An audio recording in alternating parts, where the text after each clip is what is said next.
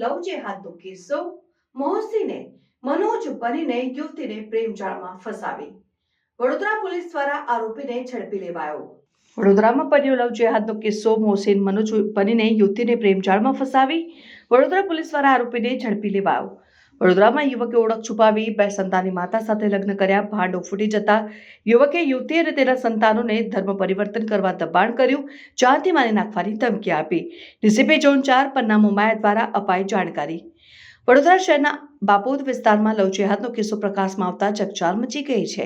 જેમાં તાંદલજા વિસ્તારમાં રહેતા યુવક મોહસીન દ્વારા પોતાની ઓળખ છુપાવીને તેનું નામ મનોજ હોવાનું કહીને 2 સંતાનની માતાને પ્રેમજાળમાં ફસાવી હતી અને તેની સાથે હિન્દુ વિધિ મુજબ લગ્ન પણ કર્યા હતા. અને લગ્ન બાદ મોહસીનના કારણનો પર્દાફાશ થતા તેણે યુવતી તથા તેના સંતાનોને ધર્મ પરિવર્તન કરવા માટે દબાણ કર્યું હતું. જો આ વાતની કોઈને જાણ કરીશ તો તને અને તારા સંતાનોને જાનથી મારી નાખીશ તેવી ધમકી પણ આપી હતી, જેથી યુવતીએ બાપોદ પોલીસ સ્ટેશનમાં ફરિયાદ નોંધાવી છે. વડોદરા શહેરના તાંદલજા વિસ્તારમાં સન ફાર્મા કંપનીની બાજુમાં આવેલા નૂરજહાં પાર્ક સોસાયટીમાં રહેતા મોહસીન અયુબ ખાન પઠાણ પોતે પરિણીત હોવા છતાં તેણે પોતાની ઓળખ છુપાવી હતી અને મનોજ સોની તરીકેની ઓળખ આપી હતી અને બાપોદ વિસ્તારમાં રહેતી 33 વર્ષીય પરિણીત અને 2 સંતાનની માતાને પ્રેમજાળમાં ફસાવી હતી. વર્ષ 2022 સુધીમાં મોહસીને યુવતી સાથે વારંવાર શરીર સંબંધ બાંધ્યા હતા. ત્યારબાદ યુવક મુસ્લિમ હોવા છતાં યુવતી સાથે હિન્દુ વિધિ મુજબ લગ્ન કર્યા હતા. દરમિયાન ગત 14મી જાન્યુઆરીના રોજ યુવતીને તેનું નામ પરંત મોહસીન હોવાની જાણ થતા યુવતીએ આ વાત મોહસીન પઠાણને કહેવા જતાં તેણે યુવતી સાથે ઝઘડો કર્યો હતો અને તેને અને તેના પુત્રોને ધર્મ પરિવર્તન કરવા માટે દબાણ કરવા લાગ્યું હતું. જો તું આ વાતની કોઈને જાણ કરીશ તો તને અને તારા પુત્રોને જાનથી મારી નાખીશ તેવી ધમકી આપી હતી. લગ્ન જીવન દરમિયાન મોહસીન પઠાણે ખાનગી ફાઇનાન્સ કંપનીમાં યુવતી પાસે ₹90,000 લોન લેવડાવી હતી અને આ ઉપરાંત તેના મિત્રના નામે મોપેડ લીધું હતું, જેના હપ્તા પણ યુવતી ભરી રહી છે. મોહસીન પઠાણે યુવતી પાસેથી રોકડા ₹1 લાખ લઈને પરત નહીં આપી છેતરપિંડી આચરી છે, જેથી 2 સંતાનની માતાએ બાપોદ પોલીસ સ્ટેશનમાં ફરિયાદ નોંધાવતા પોલીસ દ્વારા આરોપીને ઝડપી લેવામાં આવ્યો છે. મારી જોડે બનાવ એ બન્યો છે કે મારી સાથે જેને મેરેજ કર્યા છે મનોજ નામે હિન્દુ બનીને આવીને મારી સાથે મેરેજ કર્યા એ છે મોમેડન. અને પછી મને ખબર પડ્યા પછી એને ખબર પડી કે મને ખબર પડી ગઈ છે અને પછી મારઝોડ ચાલુ કરી દીધી અને પછી મને મૂકીને જતો રહ્યો.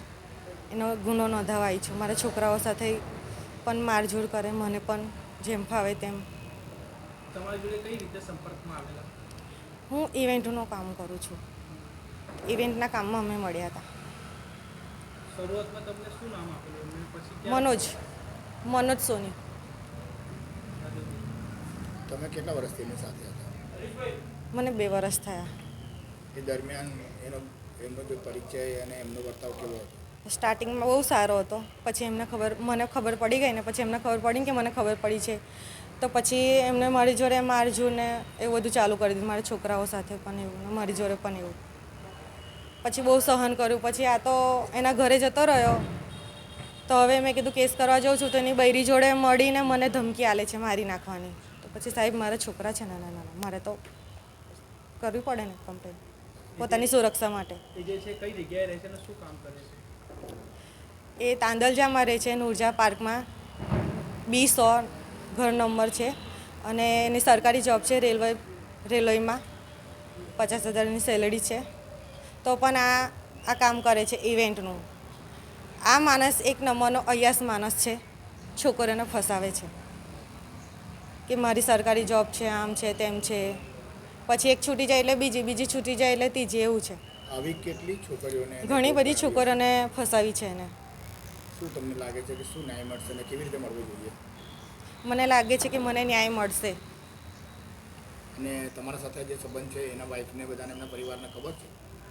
એ લોકોને હવે ખબર પડી છે. આ કેસનું મેં કીધું ને એટલે હવે એમને ખબર પડી છે કે હું હિન્દુ છું ને આવી રીતે છે એવું બધું. તમારા છોકરાઓ સાથે એમનો વર્તાવ કેવો હતો? છોકરાઓ સાથે સ્ટાર્ટિંગમાં સારો હતો, પછી મારપીટને એવું ચાલુ થઈ ગયું અને છોકરાઓના કપડાં કાઢીને બહાર મોકલી દે. અચાનક વર્તાવ બદલવાનું શું કારણ? મને ખબર પડી ગઈ કે મોમેડન છે. હવે તો કોની મદદથી અહીંયા આવ્યા છો? તમે કોને જાણ કરી? કોને જાણ કરી? પ્રતાપભાઈ. તમે અહીંયા કેવી કોનો સંપર્ક કરીને અહીંયા આવ્યા? હું પ્રતાપભાઈ અને હરેશભાઈના સંપર્કથી અહીંયા આવી છું. વિશ્વ હિન્દુ પરિષદના છે અને મેં એમને જાણ કરી કે મારી સાથે આવું થયું છે, તો એ મને કેસ કરવા માટે અહીં લઈને આવ્યા, જેથી મને ન્યાય મળે. પછી અહીંયા ફરિયાદ દાખલ થઈ? ફરિયાદ દાખલ થઈ છે, કરી દીધી છે. હવે તમારી શું અપેક્ષા છે? જલ્દીથી જલ્દી મને ન્યાય મળે અને એને સજા થાય. સજા એવી થાય કે ફરી કોઈ છોકરીને જોડે આવું ના થાય. સમાજની અન્ય દીકરીઓ માટે તમારો મેસેજ શું રહેશે? સમાજની અન્ય દીકરીને એટલું જ મારે કહેવાનું કે બિન બેસવાથી કંઈ થતું નથી. અવાજ ઉઠાવીને પોતાના હક માટે લડો અને ન્યાય મળશે જ, તમે આગળ વધશો તો. એટલે ખુલીને બહાર આવવું જોઈએ? ખુલીને બહાર આવવું જોઈએ, જેમ કે મેં આગળ આવી છું, તમે પણ આવો, તમને પણ ન્યાય મળશે. પોલીસ સ્ટેશનમાં રહેતા એક મહિલાને એક મુસ્લિમ યુવકે પોતાનું નામ મનોજ સોની તરીકે ઓળખાણ આપેલી હતી. જે હકીકતે એ વ્યક્તિનું નામ મોહસિન અયુબ ખાન પઠાણ છે અને પોતે રેલવેમાં ફિટરમેન તરીકે નોકરી કરે છે. એ વ્યક્તિ આ બેનની જોડે કેટરિંગના કામ સંબંધે કોન્ટેક્ટમાં આવેલો હતો અને પોતાને મનોજ સોની તરીકે ઓળખ આપી અને બેન જ્યારે ડિવોર્સ થયેલા હતા તો એ બેનની સાથે એણે હિન્દુ વિધિ મુજબ લગ્ન પણ કર્યા. સને 2022 એ લોકોએ લગ્ન કરી અને બાપોદ વિસ્તારમાં જોડે રહેતા હતા. બેનને જાન્યુઆરી મહિનાની 14મી તારીખે ખબર પડી કે આ વ્યક્તિ ખરેખર તો મુસ્લિમ છે અને હિન્દુ નથી. ત્યારે બેને પ્રતિકાર કર્યો તો એ વ્યક્તિએ બેનને મારઝૂડ કરવાનું શરૂ કરી. એમના બાળકોને પણ કીધું કે એને મારી નાખશે અને બેનને અને બાળકોને મુસ્લિમ ધર્મ અંગીકાર કરવા માટે ખૂબ દબાણ કરવામાં આવ્યું અને એમને પરેશાન પણ કરવામાં આવ્યા. જેથી કંટાળી અને હિંમત એકત્ર કરી અને બેન પોલીસ સ્ટેશન આવેલા અને એમની બેનની ફરિયાદ દાખલ કરવામાં આવેલી છે અને સાથોસાથ આરોપીને પણ અટક કરી લેવામાં આવેલો છે. આ વ્યક્તિએ બેનનું શારીરિક અને આર્થિક શોષણ પણ કરેલું છે. બેનને ઉજ્જવલ ફાઇનાન્સમાંથી બેનના નામે લોન લીધેલી છે 90,000ની, જેના અને તેમજ TVS વિક્ટર પણ લીધેલું છે, જેના હપ્તા બેન પોતે ભરે છે. ઉપરાંત 1 લાખ રૂપિયા પણ બેનની જોડે તેણે લીધેલા છે. આમ આ વ્યક્તિએ પોતે મુસ્લિમ હોવા છતાં હિન્દુની ઓળખ આપી અને બેનની સાથે લગ્ન કરેલા છે અને જે રેલવેમાં સરકારી નોકરી કરે છે, જેને અટક કરી અને કાયદેસરની કાર્યવાહી કરવામાં આવી રહી છે. આવી અન્ય મહિલાઓ માટે આપણે શું સંદેશ આપશો? આ બાબતે હું જરૂર એવું કહીશ કે જેની સાથે પણ તમે લગ્ન કરો અથવા તો કોઈ પણ રીતે તમે જોડાવા માંગતા હો તો તમે ચોક્કસપણે એની જે કંઈ ઓળખ છે એની પૂરી ખાતરી કરીને જ તમે એની સાથે આગળ વધો, કારણ કે આવા ઘણા બધા કિસ્સા બનતા હોય છે. અને આ જ વ્યક્તિએ જ્યારે એની ઓળખ આપી તેણે એવું કીધેલું હતું કે મારા ઘરમાં કોઈ જ નથી અને હું એકલો જ રહું છું, અને બેને વધારે તપાસ નહોતી કરી. બેન ડિવોર્સી હતા એટલે કદાચ એમને વધારે તપાસ કરવાનું વ્યાજબી નહીં લાગ્યું હોય. પરંતુ આ બાબતે કોઈએ પણ હવે પછી આ એક આપણા માટે એક એવો કિસ્સો આપણી સામે આવ્યો છે કે જેમાં અંધવિશ્વાસ ન મૂકી અને તેમજ પૂરી ખાતરી કરીને જ પછી આપણે આગળ વધવું જોઈએ.